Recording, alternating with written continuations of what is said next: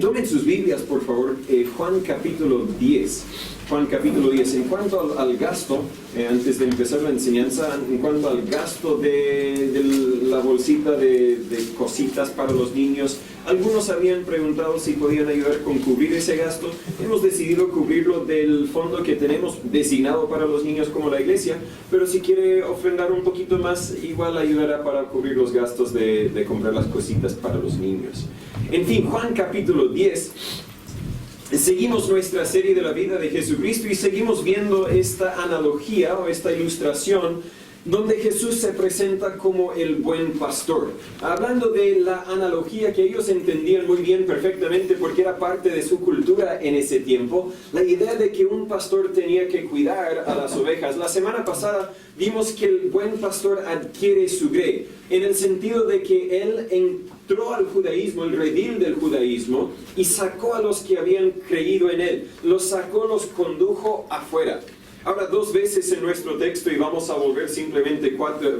leer simplemente cuatro versículos, del versículo 7 al versículo 10. Pero dos veces en nuestro texto Jesús se identifica o se presenta no tan solo como el pastor, sino ahora como una puerta. Hay muchas puertas hoy día que dan a muchos distintos lugares. Lo más probable es que durante los últimos 60 minutos, la última hora, la mayoría de nosotros hemos pasado, entrado o salido por varias puertas. Primero tenían que salir por la puerta de su casa y quizás antes de eso la puerta de su pieza o la puerta del baño, ¿cierto? Pero salieron por la puerta de su casa y luego entraron por la puerta del auto o la micro y luego salieron de esa misma puerta y entraron por esta puerta a la iglesia o el templo, porque la iglesia somos los creyentes, no el edificio. Las puertas cumplen varias funciones muy importantes. En lo más básico, permiten que algunas cosas entren mientras prohíben la entrada a otras cosas. Por ejemplo, esta puerta te permitió entrar, pero ahora está prohibiendo la entrada de la mayoría del aire helado, ¿verdad? Tal vez no todo el aire, pero la mayoría. Te permitió entrada a ti, pero también prohíbe entrada para otras cosas. En el mismo sentido, Jesús es una puerta que bendice a los que entran por él, pero excluye a los que no han entrado. Pero algunas puertas también sirven para asegurarse de que lo que haya entrado no salga. Mientras hayas conducido en la micro o en el auto, lo más probable es que tenías una puerta y estabas agradecido que esa puerta estaba cerrada porque la puerta te aseguraba dentro del auto para que no salieras del auto. Han habido una o tal vez dos veces mientras conducíamos con los niños y la puerta se abrió. No se abrió por sí solo, se abrió porque un niño dentro del auto dijo, voy a ver qué hace esta cosita. Pero creo que solo una vez me acuerdo porque la reacción de la mamá y del papá eran tan fuertes que creo que quedó bien grabado en los niños que eso no se toca. No, la puerta cumple una función esencial para proteger, para resguardar lo que está dentro. La puerta en la casita de la perra sigue cumpliendo esa función, ¿verdad? Para que no salga y esté atormentando a los que... Ella es muy buena guardia, pero no, en este momento no queremos que salga, no tiene que protegernos. Pero la puerta de Jesús también asegura a los que han entrado por él. Pero de vez en cuando te encuentras con puertas misteriosas y te preguntas, ¿qué hay detrás de esa puerta? Ahora, tal vez como adultos no se te llega esa pregunta tanto, pero a mis niños casi siempre se les llega la misma pregunta. Vamos a una casa desconocida y quieren saber qué hay detrás de esa puerta, qué hay detrás de esa puerta. O también, incluso como adultos, cuando uno visita una casa desconocida, ¿verdad? Uno tal vez busca el baño y tal vez no quiere dar la pena de preguntar dónde está el baño para anunciar a todos que tengo que usar el baño, pero tampoco quiere dar la pena de entrar a una pieza de, no sé, matrimonial, algo así. Así que normalmente preguntamos, ¿detrás de cuál de estas puertas se encuentra el baño? En los Estados Unidos había un programa de juegos donde el participante elegía una puerta y detrás de esa puerta o habría un premio o habría un chivo. No sé si hay un programa parecido en Chile, pero lo misterioso que hay detrás de esa puerta. En nuestro texto hoy Jesús se identifica como una puerta, pero luego aclara el tesoro que encontramos detrás de la puerta, que es Jesús. Juan capítulo 10, acompáñame con sus ojos, versículo 7, la Biblia dice, volvió pues Jesús a decirles, de cierto os digo, yo soy la puerta de las ovejas. Todos los que antes de mí vinieron ladrones son y salteadores, pero no los oyeron las ovejas. Yo soy la puerta. El que por mí entrare será salvo, y entrará y saldrá y hallará pastos. El ladrón no viene sino para hurtar y matar y destruir. Yo he venido para que tengan vida y para que la tengan en abundancia. Señor Padre, gracias por tu palabra. Gracias por Jesús, quien vino, murió en una cruz para pagar la deuda de nuestros pecados. Pero gracias, Señor, que no tan solo nos salvó, sino que ahora también quiere seguir dirigiendo nuestros pasos. Quiere seguir siendo nuestro buen pastor. Ayúdanos. Tal vez si hay alguno aquí que no ha entrado por la puerta de la salvación, que entren, Señor, que confíen en Jesús, que nazcan a tu familia, pero los que somos tus hijos, Señor, ayúdanos a quedar, a permanecer donde existimos, donde encontramos las bendiciones que Jesús quiere darnos. Háblanos por medio de tu palabra en este momento, Señor. En el nombre de Jesús se lo pedimos. Amén. La semana pasada vimos que Jesús es el buen pastor y como pastor está adquiriendo su grey. Está llamando a sus ovejas, los que han creído en él, le siguen. Algunos le siguen fuera del judaísmo, mientras, como explicamos la semana pasada, para otros hoy día el redil no es el judaísmo. No conozco el pasado de todos ustedes, pero creo que no hay nadie aquí que antes se identificaba como judío. Si hay, me interesaría saberlo, simplemente porque me gusta conocer la gente y la diversidad de personas que tenemos en el grupo. Sin embargo, la mayoría de nosotros, si Dios nos ha conducido fuera de un redil, fue tal vez el redil de la religiosidad o la religión falsa. La idea o la creencia de que todos mis buenos esfuerzos tal vez serán suficientes para agregar algo a lo que Jesús ha hecho por mí. Estábamos ahí por un rato hasta que conocimos al verdadero y Jesús nos condujo fuera. Ahora nos toca a nosotros seguirle. Hoy vemos que Jesús también alimenta su grey, no tan solo adquiere, sino también alimenta su grey. Seguimos con la misma ilustración que antes, pero ahora el pastor ha conducido su grey afuera del redil. En la cultura lo que sucedía, el pastor de las ovejas llegaba en la mañana, el portero lo dejaba entrar, eso lo vimos la semana pasada. Él llamaba a sus ovejas, ellos reconocían su voz y ellos lo seguían fuera del redil. ¿Para qué seguían al pastor? Bueno, primero porque el pastor los conducía afuera. ¿Pero por qué es que el pastor los conducía afuera? Porque tenían que alimentarse, tenían que encontrar pasto, tenían que encontrar agua, tenían que encontrar lo que necesitaban para sus vidas. Y eso no llegaban del redil al destino en unos 10 minutos, ¿verdad? Ha pasado algo de tiempo y el pastor ha llegado a donde debería llegar y ha dicho, mire, aquí tienen todo lo que necesitan. Aquí van a encontrar el pasto, aquí van a encontrar el agua, aquí van a encontrar la sombra. Ahora tal vez está al mediodía, pero los va a dejar reposar aquí donde pueden estar alimentados. Jesús se identifica como la puerta en dos ocasiones, pero no debemos pensar de Jesús como la puerta al redil, ya que el redil no es parte de esta escena. No es puerta al redil porque han salido por la puerta del redil, es más bien la entrada a este matorral donde van a encontrar su provisión. Es la puerta o la entrada a algo distinto al redil, en este caso algo mucho mejor a lo que antes conocían. Primero, en versículos 7 al 9, Jesús es la puerta a la salvación. En el versículo 7 otra vez Jesús dice, de cierto os digo. Acuérdese que cuando Jesús dice eso, está anunciando que lo que va a decir es primeramente verdad absoluta. No hay lugar para debatir, es la verdad absoluta, pero también es una verdad que no podríamos entender si no fuera porque Él nos la hubiera dicho. Esto es verdad y tal vez no tienen cómo saberlo, pero se lo voy a decir para que lo sepan. La clave ahora se encuentra en versículo 9, pero en versículos 7 y 9 sirven para contexto. Primero dice en versículo 7, yo soy la puerta de las ovejas. Declara que es la puerta, es la entrada a algo distinto, sin identificar qué era esa cosa distinta. En versículo 8 aclara que otros han fingido ser esa puerta, pero no la son. Son ladrones y salteadores, tal como había mencionado en versículo 1. Yo de verdad no lo sé, pero tal vez habían cristos falsos escuchándolo en ese momento. Tal vez habían religiosos falsos quienes decían, mi iglesia, mi religión, sígueme a mí porque yo soy la respuesta a todos tus problemas. Yo puedo salvarte, yo puedo darte una relación con Dios. Sigue mis ideas y lo que yo estoy enseñando. Tal vez lo que Jesús estaba diciendo cuando decía, versículo 8, todos los que antes de mí vinieron ladrones son y salteadores, tal vez estaba mirando a algunos específicamente en el ojo. Tal vez los estaba retando, tal vez los estaba acusando de una forma. Tal vez repitió el dicho como un ataque personal dirigido hacia ellos.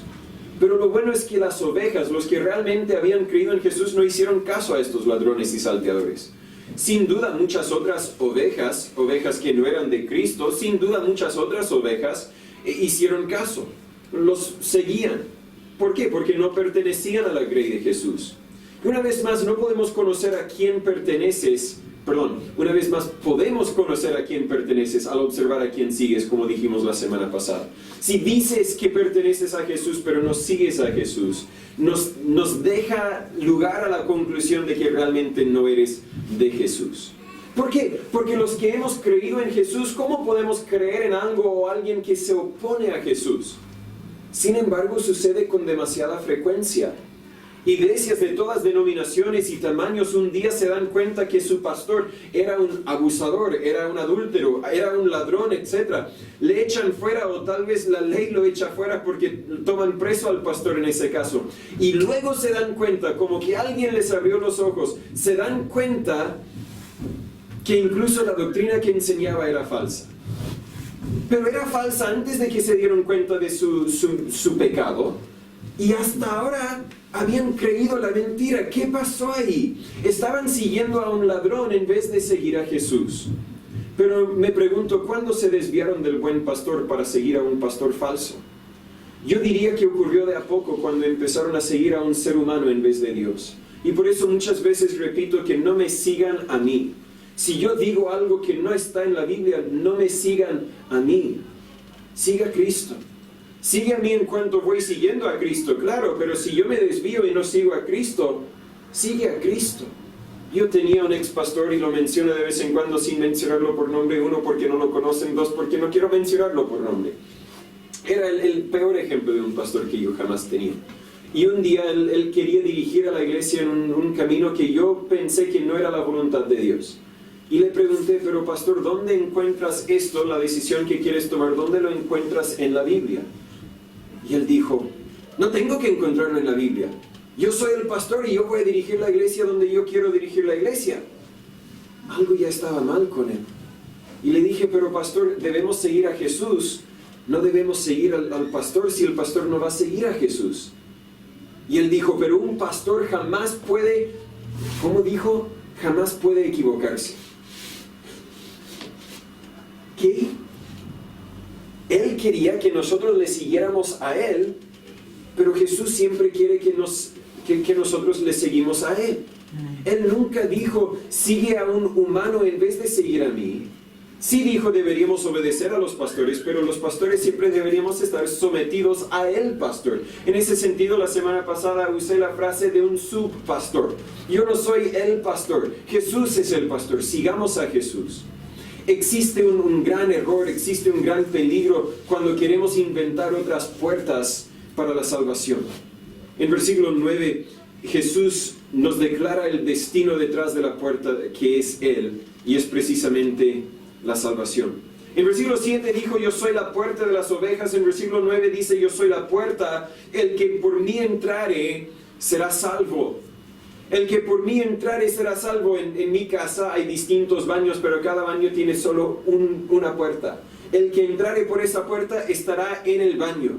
Y Jesús está diciendo, yo soy la puerta. Les dije anteriormente, yo soy la puerta. Hay otras puertas, pero son falsos. Si tú entras a ellos, vas a entrar a algo que no sea la salvación, ¿verdad? En mi casa hay otras puertas que dan lugar a la pieza. Algunos dan lugar afuera de la casa, pero no son la puerta para el baño. No quiero decir que la salvación es el baño, pero quiero decir que es un lugar, un destino exclusivo, tal como el baño.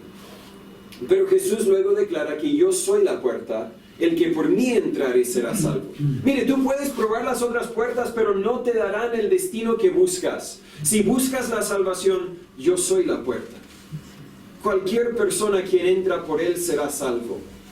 Pero también podemos aclarar que solo los quienes entran por Él serán salvos. No hay otra puerta a la salvación. A esta casa hay dos puertas para llegar. Es un mal ejemplo, ¿verdad? Pero para el baño hay solamente una puerta para entrar. Y Jesús está diciendo, yo soy la única puerta a la salvación. Repite, o más bien aclara esta verdad en Juan 14:6, donde dice, yo soy la verdad yo soy el camino, la verdad y la vida. Y luego aclara, nadie viene al Padre si no es por mí. Jesús es la única puerta a la salvación. Para entender lo que significa será salvo, tenemos que hacernos la pregunta, ¿salvo de qué? Salvo de todo.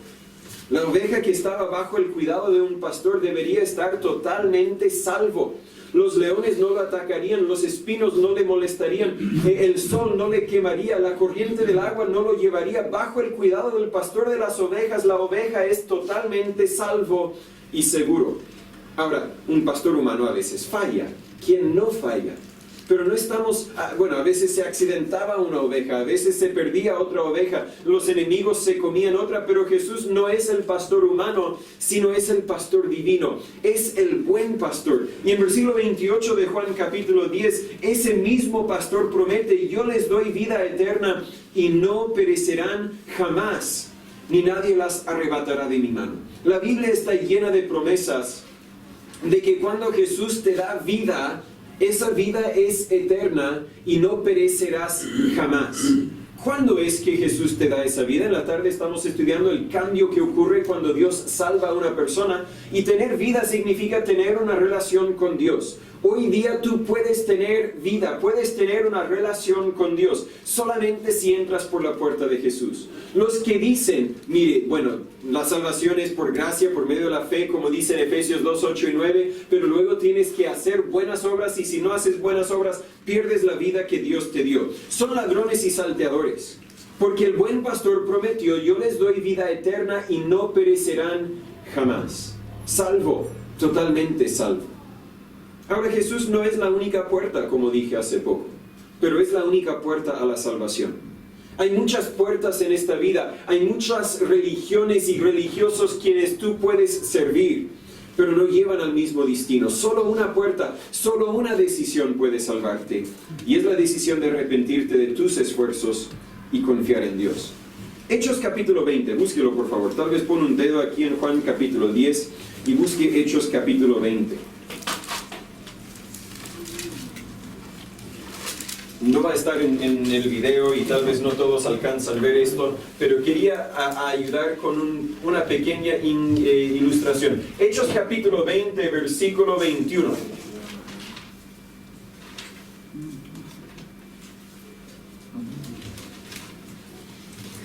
Todos estamos adorando a algo o alguien, todos estamos creyendo en algo o alguien. Y Hechos capítulo 20, versículo 21 nos dice, testificando a los judíos y a los griegos, arrepentimiento para con Dios y la fe en nuestro Señor Jesucristo. Muchas veces hablamos de la fe, y la Biblia destaca la fe. Hechos 16:30, el carcelero de Filipo pregunta a Pablo y Silas, señores, ¿qué debo hacer para ser salvo? Y ellos le dicen, cree en el Señor Jesucristo y serás salvo tú y tu casa, en Hechos 16:31. En Hechos 8, si no me equivoco, el etíope pregunta a Felipe, aquí hay agua que impide que yo sea bautizado, y Felipe le responde, si crees, bien puedes. Enfatizamos la fe porque la Biblia enfatiza la fe, pero la Biblia también menciona otro ingrediente, otro requisito importante que realmente va mano a mano con la fe verdadera, y es precisamente arrepentimiento para con Dios.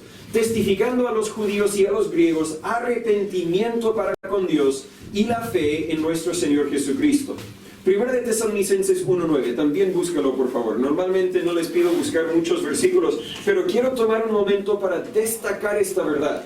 Porque si vas a entrar por la puerta que es Jesús, tienes que dejar un ambiente para entrar en otro ambiente, si lo digo bien. Para entrar a esta casa tenías que elegir a dejar de estar afuera de la casa. Si vas a entrar al baño tienes que elegir a dejar de estar fuera del baño. Primera de Tesalonicenses 1:9. Primero de Tesalonicenses 1:9. Nos explica lo que es el arrepentimiento. El arrepentimiento no es simplemente remordimiento, no es simplemente me siento mal, no es simplemente pedir perdón. Requiere un cambio. Primera de Tesalonicenses 1:9, la Biblia dice, porque ellos mismos cuentan de nosotros de qué manera nos recibisteis y de cómo os convertisteis de los ídolos a Dios, para servir al Dios vivo y verdadero. Ellos antes estaban adorando a ídolos. Y ahora, adiós. Nosotros ahora tal vez decimos, qué bien, pero pastor, mire, es que yo no soy como ellos, es que yo nunca he adorado a ídolos. Bueno, entonces, ¿qué has adorado?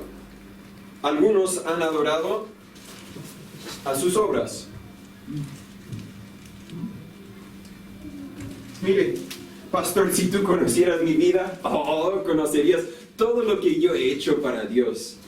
Mire, tal vez otros no me reconocen, tal vez no he recibido la gloria que yo merezco recibir, pero toda mi vida he sido fiel al Evangelio, claro que voy al cielo. Están adorando a sus obras, están confiando en sus obras, lo que ellos han hecho para el Señor en vez de lo que el Señor ha hecho por ellos. Tus obras nunca te van a salvar. Hoy día hay muchos miembros de iglesia que están en el infierno. Hoy día hay muchos predicadores que están en el infierno. Algunos confían en que, mire, yo siempre he sido bueno, yo no he fumado, no me he emborrachado, no he sido adúltero, yo no he sido ladrón, no he matado a nadie. Mire, yo siempre he sido bueno, pero entienda conmigo que hay muchas personas quienes nunca fumaron, nunca tomaron alcohol, nunca mataron a nadie, nunca fueron encarcelados y hoy día están en el infierno. ¿Por qué? Porque nunca se convirtieron de su ídolo para confiar en Dios. Otros dicen, no, yo soy cristiano, yo sé que voy al cielo por mi religión, yo soy sincero, yo soy devoto, yo soy el primero en llegar, el último en salir, yo invierto muchas horas, etcétera, etcétera. Pero tienes que convertirte de eso, tienes que dejar de adorar eso, tienes que dejar de confiar en eso y confiar en Dios para ser salvo. Si vas a entrar por la puerta de Jesús, yo soy la puerta, el que por mí entrare será salvo. Si vas a entrar, primero tienes que salir. Tienes que salir de lo que antes creías, porque no puedes llevar las dos cosas y creer en Jesús. Regresando a nuestro texto, Jesús no tan solo es la puerta para la salvación, como vemos en la primera parte del versículo 9, pero también es la puerta para la nutrición, como vemos en la segunda parte del versículo 9. Jesús dice otra vez en Juan 10:9, yo soy la puerta, el que por mí entrare será salvo. Primero tienes que entrar por Él, serás salvo, tendrás una relación con Dios, una vida nueva. Luego dice esta segunda parte, y entrará y saldrá y hallará pastos. Cuando la Biblia ocupa esta frase, entrará y saldrá, no se refiere a lo que uno hace cuando va al baño, para volver a esta ilustración. Entramos y algunos minutos después salimos. No está hablando de eso, de que entras a Jesús y luego sales de Jesús. Es simplemente una frase que se ocupaba en ese tiempo para describir, seguir con su vida cotidiana. Por ejemplo, en Deuteronomio 31, versículo 2, les dijo, creo que José es el que está hablando, hubiera notado quién está hablando aquí. Deuteronomio 31, 2, de edad de 120 años soy hoy día, no puedo más salir ni entrar. Es Moisés en el contexto. Además de esto, Jehová me ha dicho, no pasarás este Jordán. No puedo más salir ni entrar, no puedo seguir con mi vida cotidiana. En el Nuevo Testamento, en Hechos 1:21, son simplemente algunos ejemplos. Dice, por tanto, es necesario que de estos hombres que han estado junto con nosotros todo el tiempo que el Señor Jesús entraba y salía entre nosotros, Él vivía entre nosotros, seguía su vida cotidiana. Lo que Jesús está diciendo aquí en versículo 9, el que por mí entrare será salvo y entrará y saldrá. Note con esto, está revelando dos verdades muy importantes. Seguirás siendo salvo mientras vives aquí en la tierra. Algunas personas creen que la salvación se obtiene cuando uno muere. Si has cumplido con el requisito, sea el requisito lo que sea, algunos enseñan que es las obras, otros incluso dicen que es por la fe en Jesús, pero no vas a ser salvo hasta que mueras y entras en el cielo, ahí serás salvo. Se equivocan. Jesús dice, el que por mí entrare ahora mismo será salvo, y estando aquí en la tierra va a entrar y salir, va a seguir con su vida cotidiana, pero seguirá siendo salvo. ¿Por qué? Porque entró por la puerta.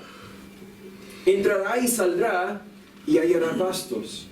También Jesús nos está enseñando no tan solo que ahora mismo somos salvos mientras seguimos nuestras vidas cotidianas, pero también está enseñando que mientras seguimos nuestras vidas cotidianas podemos saber que seguimos teniendo una relación con Él.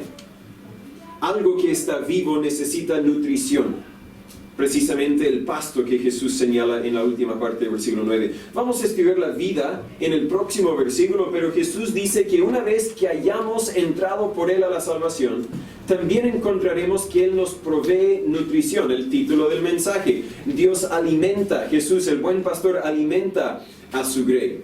La Biblia nos explica en Hechos capítulo 20, versículo 32, y ahora, hermanos, os encomiendo a Dios y a la palabra de su gracia, la cual es poderosa para sobreedificaros y daros herencia con todos los santificados. Os encomiendo a Dios y la palabra de su gracia, la cual es poderosa para sobreedificaros.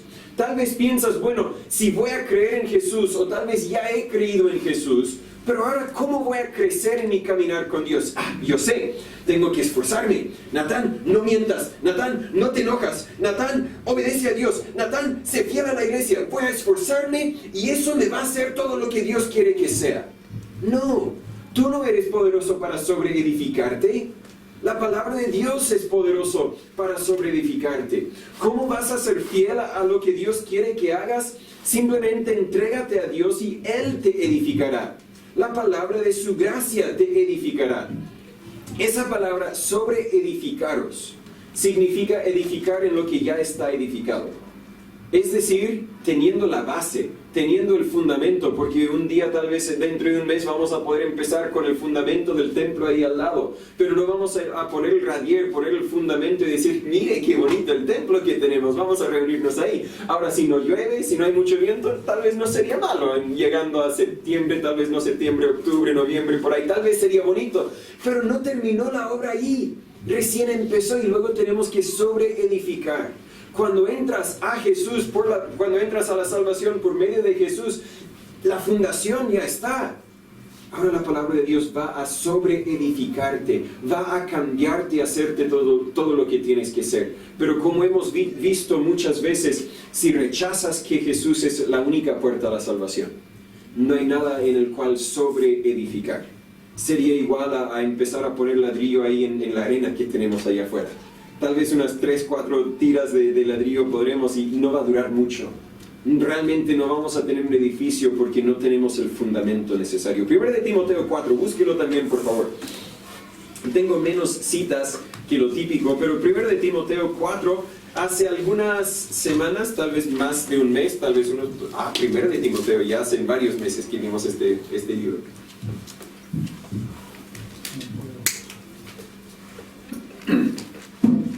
Primera de Timoteo capítulo 4, si lo sigue buscándolo. Quiero enfocarnos en versículo 6, pero quiero dar un poco de contexto empezando en versículo 1.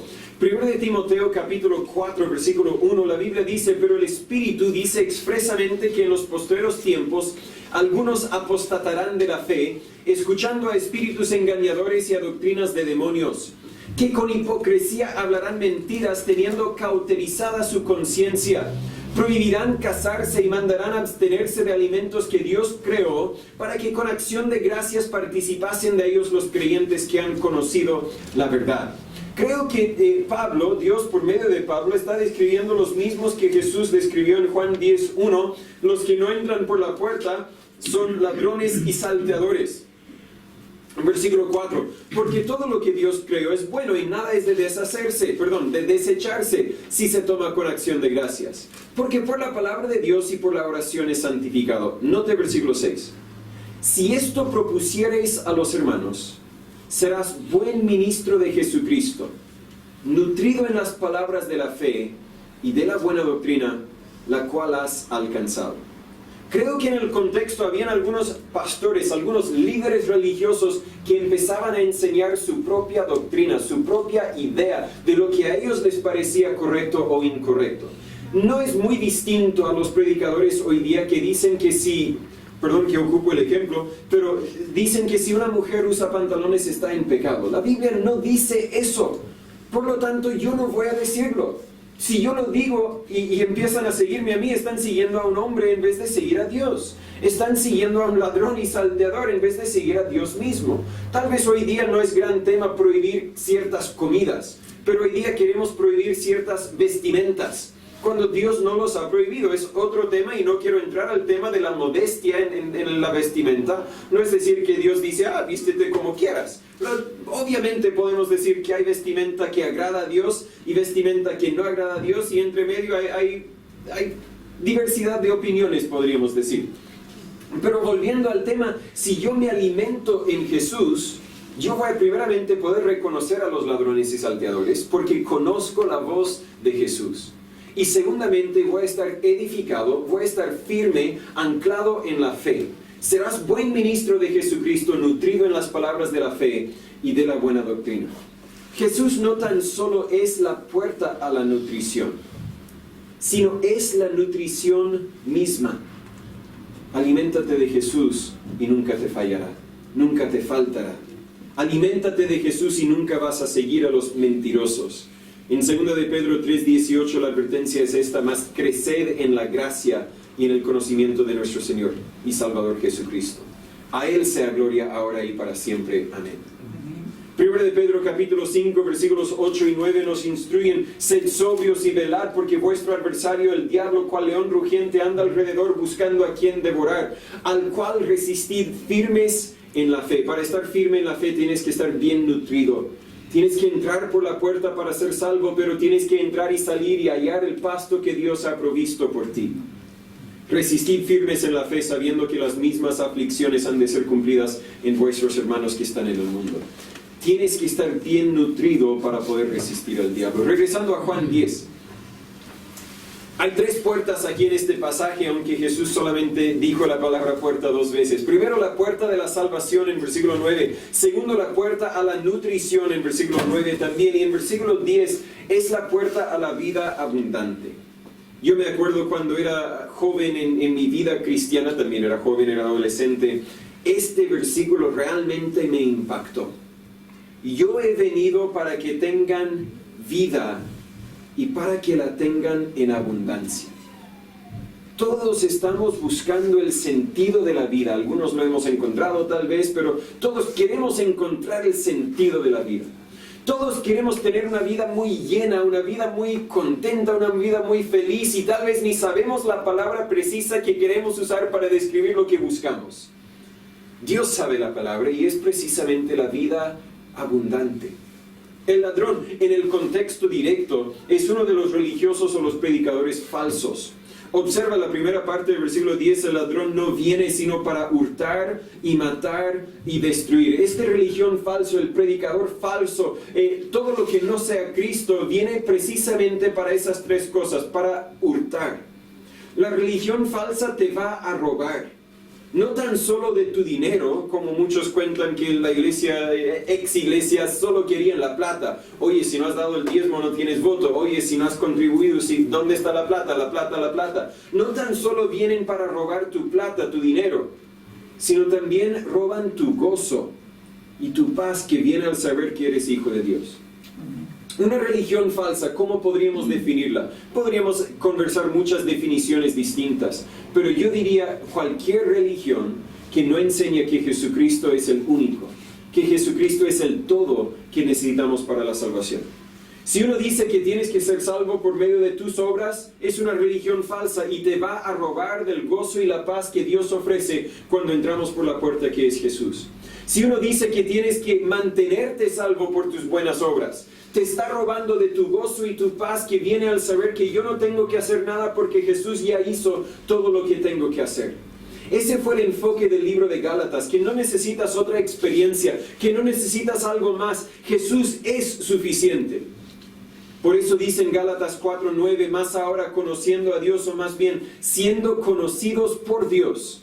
Conocemos a Dios, pero eso no es el gozo mayor. El gozo mayor es que Dios conoce quién soy.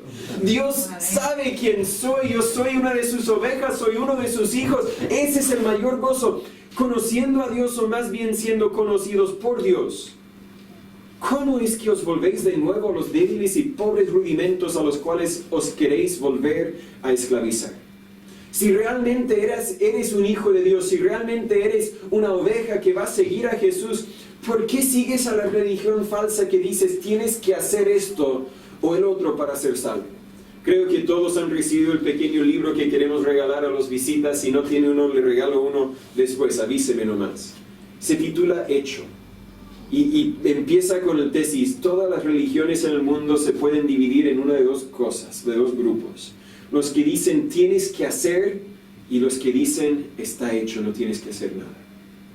Jesús dice no tienes que hacer nada. Cualquier otro es un ladrón y vino para hurtar el gozo y paz que puedes tener al saber que todo está hecho. Viene también para matar. Acuérdese que la muerte es la separación. La muerte espiritual es la separación del alma de Dios, y la religión falsa mata porque mantiene almas separadas de Dios. Les da un alivio, les da un buen sentimiento al decir: mire, si envías esta ofrenda todo va a estar bien con Dios, pero es una mentira. Es como que si alguien con cáncer viniera a mí y dijera: ay pastor, necesito que me sanes, y yo, en vez de admitir que yo no puedo sanarte, pero Dios puede si Dios quiere, yo saco una vitamina que yo tengo y se lo doy y digo: tome esa pastilla y todo va a estar bien. No ha cambiado nada. Tal vez se sienten bien, pero al final siguen muriendo. Y el ladrón, la religión falsa, mata porque mantiene las almas separadas de Dios. Enseña un evangelio falso, un evangelio que no cambia vidas, pero engaña a la gente al hacerlos pensar que todo está bien, que están vivos cuando realmente están muertos. Algunos dicen: pastor, debería ser más amable con las otras religiones. Deberíamos participar en otras conferencias de otras iglesias. Si esas iglesias enseñan que Jesús no es todo, si no enseñan que Jesús es la única puerta a la salvación, son ladrones y salteadores, y yo no voy a unir mi brazo con ellos. Viene también para destruir. El versículo 10 dice: no viene sino para hurtar y matar y destruir. Y ese es el fin de la religión falsa: la destrucción en el infierno. Mateo 7:13, Jesús dijo: entrar por la puerta estrecha, porque ancha es la puerta y espacioso el camino que lleva a la perdición. Podríamos entender también la destrucción, y muchos son los que entran por ella. Pero yo creo que también sería correcto decir que este ladrón al fondo no es solamente el predicador falso. Creo que este ladrón al fondo es Satanás mismo. Claro que tal vez son los predicadores falsos quienes hablan, pero al fondo son voceros de Satanás. Todo lo que Dios hace, Satanás lo falsifica. Segunda de Corintios 11, 13 al 15, la Biblia dice: porque estos son falsos apóstoles, obreros fraudulentos, disfrazándose como apóstoles de Cristo. Y no es de maravillarse, porque el mismo Satanás se disfraza como ángel de luz. Así que no es gran cosa si también sus ministros se disfrazan como ministros de justicia, cuyo fin será conforme a sus obras. La Biblia nos está detallando que cualquier falso, cualquier ladrón, cualquier salteador, cualquier que predica que Jesús no es el único camino a la vida eterna, al fondo es un obrero de Satanás, es un ministro de Satanás. Aunque se ponga corbata, aunque le entrega un canasto de comida, aunque le visite y le consuele en su momento de aflicción, es falso, porque lo que predica, lo que enseña es falso. Y falsifica la religión verdadera simplemente para engañar, para hurtar, para matar y destruir. Acuérdese de la verdad que vimos en Juan 8:44, donde Jesús dijo: vosotros sois de vuestro padre el diablo, y los deseos de vuestro padre queréis hacer. Él ha sido homicida desde el principio y no permaneció en la verdad, porque no hay verdad en él. Cuando habla mentira, de suyo habla, porque es mentiroso y padre de mentira. Miente para engañar, para hurtar, para matar y destruir. Y es un ladrón porque solo viene para eso. Jesús se presenta en contraste al ladrón. Podríamos entender más: yo he venido para que tengan vida y para que la tengan en abundancia. El evangelio al fondo es una ilustración del motivo correcto para casarse. Permíteme esta explicación. Yo quiero casarme con el otro, debería querer casarme con el otro porque quiero ayudar al otro. Me comprometo a ser fiel al otro aun cuando el otro es infiel a mí. Y eso es precisamente lo que Dios promete en el evangelio. Yo quiero salvarte porque quiero ayudarte, quiero cambiarte. No me importa si tú me ayudas a mí, tanto me importa yo querer cambiar tu vida. Y yo voy a ser fiel aun si nosotros somos infieles. Se dice en 2 de Timoteo 2:13: Pero Satanás ilustra el motivo más común por el cual alguien se casa hoy día. Para que el otro me ayude a mí. No sé con cuántas personas he hablado y de hecho a mí me enseñaron así. Natán, estás incompleto hasta que encuentres la persona que te complementa, que te completa. Deberías buscar una persona que puede ayudarte a ti. Ese no es el mensaje verdadero. Si le interesa estudiar ese tema más, no mencioné un libro en los anuncios, pero tengo uno muy recomendable, El significado del matrimonio. Recomendable para los solteros, para los recién casados y los que llevan 50 años casados. Porque me abrió los ojos para ayudarme a entender que yo debería haberme casado, no para que Cristín me ayudara a mí, sino yo poder ayudarle a ella. Si me enfoco en ella ayudarme a mí, eso es egocentrismo, no es al amor de Dios. Yo debería demostrar el amor de Dios también a ella. Muchas veces hablamos del amor de Dios en todo menos el matrimonio. Vuelvo al punto.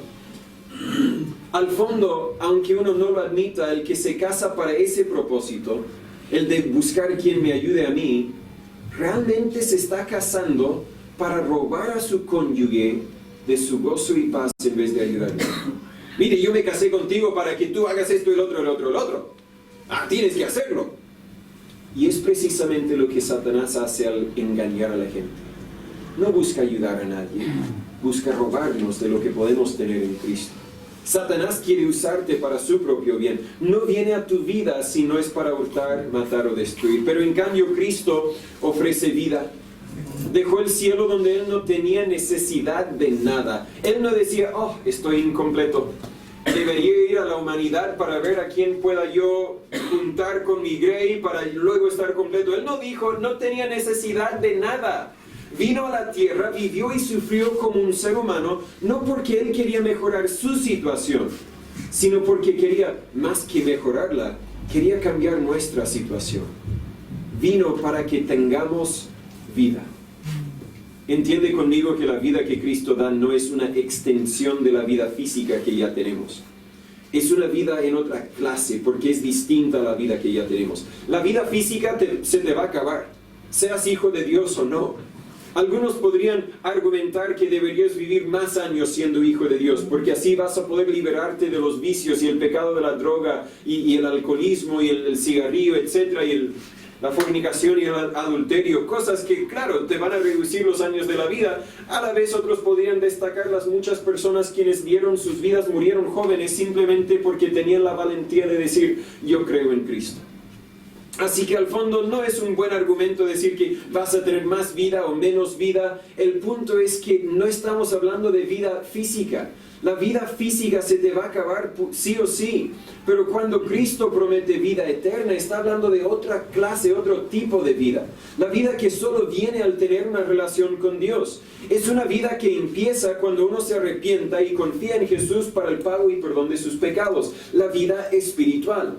En ese momento nace a la familia de Dios y empieza una vida que nunca se acaba, una vida eterna.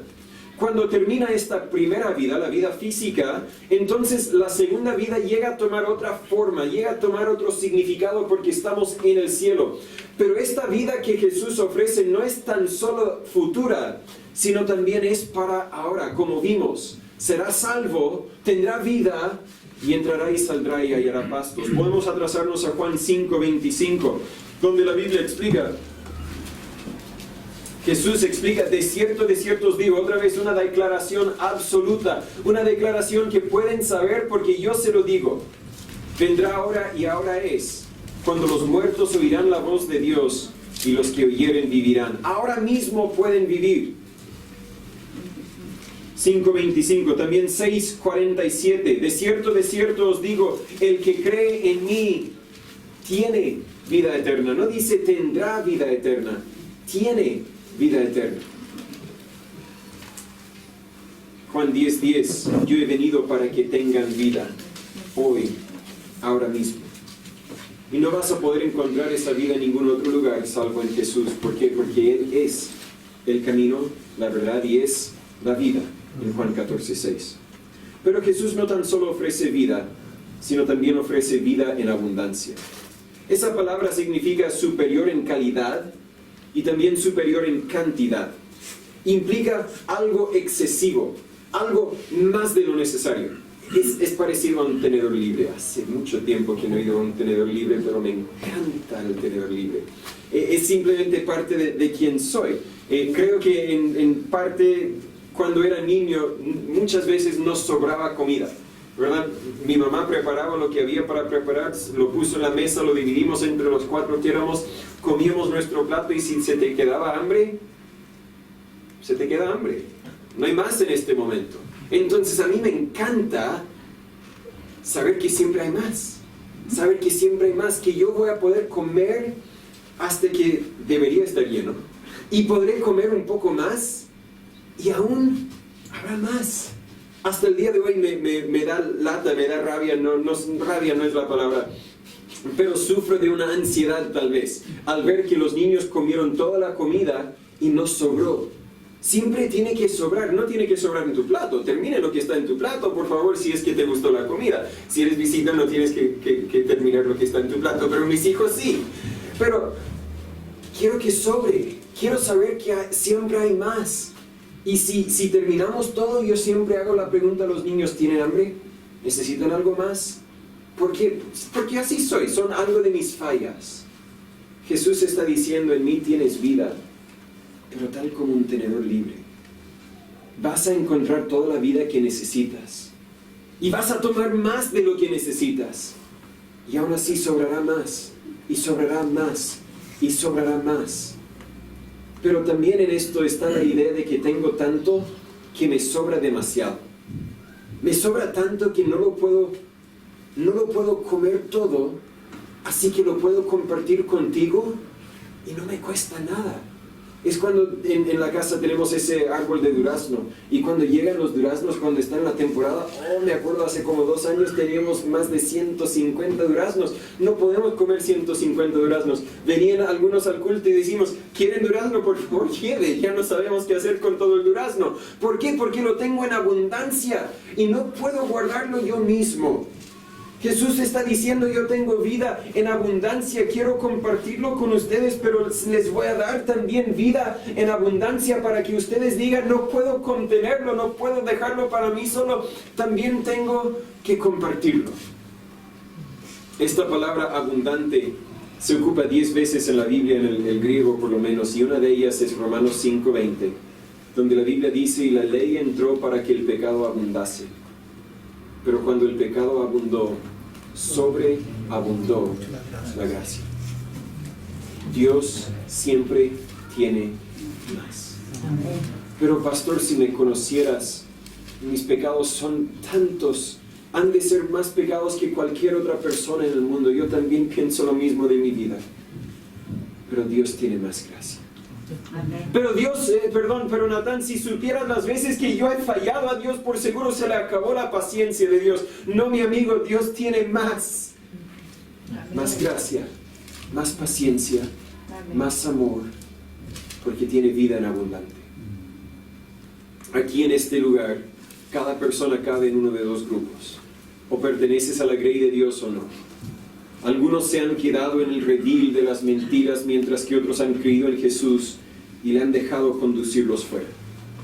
Si has confiado en Jesús, entonces entiendes que Él no tan solo adquiere su grey, sino que también la alimenta. Es la única puerta a la salvación. Si no has creído en Él, le vuelvo a rogar, cree en Él, entra por la puerta, porque esta puerta solo lleva a la vida eterna. No hay mejor decisión que pudieras tomar. Pero también es la puerta a la nutrición. En Él tendrás todo lo que tu alma necesita. Estoy hablando a los que no han creído porque es un buen motivo para creer, pero principalmente estoy hablando a los que han creído. Sucede que a veces creemos en Jesús, le seguimos mientras nos conduce fuera del redil y luego nos distraemos con cosas que parecen satisfacer nuestros deseos. Pero luego llegamos a donde queríamos llegar, obtenemos lo que tanto anhelábamos tener y descubrimos que no era todo lo que anhelábamos. Nos damos cuenta que el diablo nos engañó, robó el gozo que teníamos mientras que seguíamos a Jesús. Y ahora busca matar y destruir nuestro testimonio y nuestro ánimo para servir a Dios. Lo bueno es que Jesús sigue siendo la puerta a la nutrición. Y más que eso, es la puerta a la vida abundante. Los que somos hijos de Dios tenemos vida. Pero algunos ya no tienen vida abundante. Quitaron la mirada de Jesús. Se desviaron del buen pastor y perdieron los beneficios que vienen al ser hijos de Dios.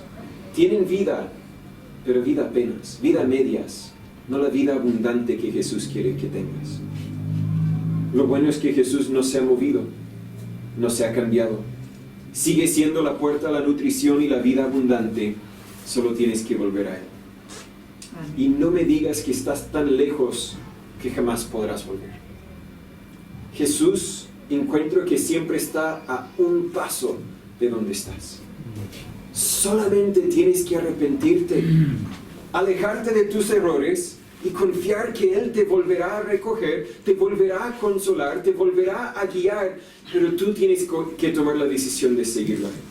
Nunca en la Biblia leemos, bueno, Dios quiere tener una relación contigo, pero primero tienes que hacer esto, tienes que hacer lo otro, tienes que hacer lo otro, tienes que hacer lo otro. No, arrepiéntete y cree, arrepiéntete y cree, vuelve a Él. Jesús es el buen pastor, pero le pregunto, ¿es tu pastor? ¿Le has confiado? ¿Le estás siguiendo? Señor, gracias por todo lo que podemos encontrar en ti. Gracias que nunca jamás nos hará falta mientras estamos en ti. Yo sé que tal vez hay algunos aquí que no han entrado por la puerta a la salvación. Ayúdales a entender que nunca van a encontrar mejor puerta para abrir. Nunca van a encontrar otro lugar que va a cumplir con las necesidades de su alma, que les va a dar una relación con el Dios que los creó. Obren sus vidas para que sean salvos. Pero principalmente creo que estoy hablando a quienes hemos entrado a la puerta por la salvación. Hemos entrado a Jesús y lamentablemente de vez en cuando, algunos, tal vez todos, nos distraemos, nos alejamos de ti. Creemos que estamos realmente viviendo la vida, pero estamos viviendo nuestra vida en vez de la tuya. Señor, perdónanos. Tráenos de vuelta, con tu corrección si es necesario. Ayúdanos a entender el error de nuestro camino. Y ayúdanos a volver a donde tenemos todo lo que necesitamos y más. Obra en nuestras vidas, Señor. Cámbianos, en el nombre de Jesús se lo pedimos. Amén.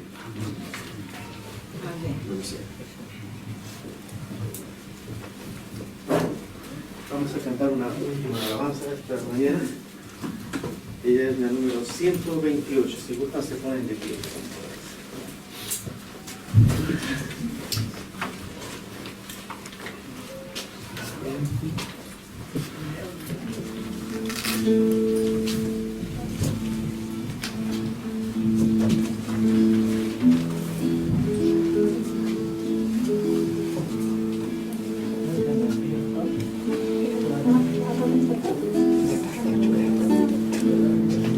En tus afanes y en tu dolor, Dios cuidará de ti. Bajo las alas de su amor, Dios cuidará de ti.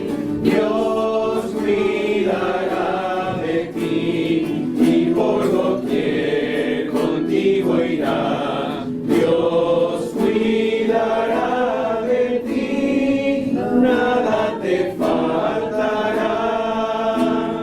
Si desfalleces en tu labor, Dios cuidará de ti. Si ves peligros en derredor, Dios cuidará de ti. Dios cuidará de ti y por doquier contigo irá. Dios cuidará de ti, nada te faltará. Nunca en la prueba sucumbirás, Dios cuidará de ti.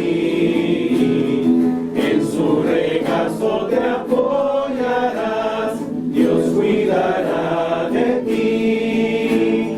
Dios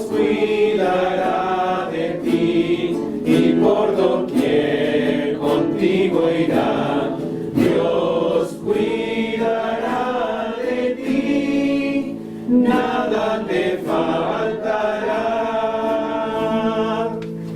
Amén. Muchas gracias una vez más por haber tomado su tiempo para estar con nosotros. Antes de que se vaya, quiero contarle el mensaje más importante de todos los mensajes. Y es la pregunta, ¿cómo puede uno saber si va a ir al cielo o no? Y la respuesta es muy sencilla, nadie va al cielo por sí solo. Nadie va al cielo por ser suficiente bueno. La Biblia nos dice en Romanos capítulo 3, versículo 10, que no hay justo, ni aun uno. No hay nadie quien puede autoidentificarse y decir, míreme a mí, yo soy bueno, yo merezco el cielo. Yo no merezco el cielo, y tú tampoco. En mis propias fuerzas, tal como tú en las tuyas, nunca llegaríamos al cielo. Pero por eso es que Dios mandó a Jesús a morir en la cruz como nuestro sustituto, a tomar la paga de nuestros pecados. La Biblia dice en Juan 3:16, porque de tal manera amó Dios al mundo. Eso te incluye a ti tal como me incluye a mí. De tal manera amó Dios al mundo, que ha dado a su Hijo unigénito, para que todo aquel que en Él cree no se pierda, mas tenga vida eterna. Esa es una promesa de un Dios quien no falla, un Dios quien siempre ha cumplido todas sus promesas, siempre ha cumplido con todas sus profecías, siempre ha sido fiel y siempre lo será. Si usted cree en Jesús, usted recibe el regalo de la salvación, usted tendrá esa vida eterna. Pero creer en Jesús es más que creer que Jesús existe, es más que creer que Jesús es Dios, es más que creer que Él vino a la tierra y murió por tus pecados. Es aceptar que Él es el único quien puede salvarte. Es aceptar también que tú necesitas un Salvador, que tú eres un pecador, que tú mereces el infierno. Pero gracias a Él puedes tener vida eterna. Si nunca has confiado en Él, si nunca le has pedido que Él te perdonara por tus pecados, que hoy sea el día. Si aún te queda alguna duda, por favor, escríbeme, llámame, mándame un mensaje. Quiero ayudarle a conocer la verdad que realmente transformará tu vida verdaderamente. Y es el Evangelio, las buenas nuevas, que Cristo salva. Gracias por su tiempo. Que pase buen día.